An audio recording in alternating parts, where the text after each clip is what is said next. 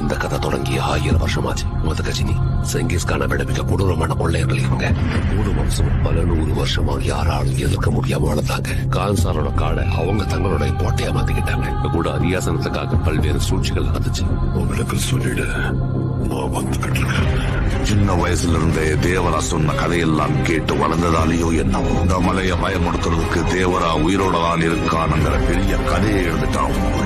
ஒரு பக்கம் அரியாசனத்துக்காக மொத்த கான்சாரும் யுத்தத்துக்கு தயாரா இருக்காங்க. ஆயிரக்கணக்கான சௌரியங்கர்கள் அரியாசனத்தை எரிக்க தயாரா இருக்காங்க. ஆனா தேவா அதே அரியாசனத்தை வர்த்தாக கொடுக்கறதா வாக்கு கொடுத்திருக்காங்க. ஆனா அங்க ஏற்கனவே ஒருத்தன் தன்னோட கால் தரத்தை பதிச்சுட்டாங்க. அவங்க யாருக்குமே தெரியல.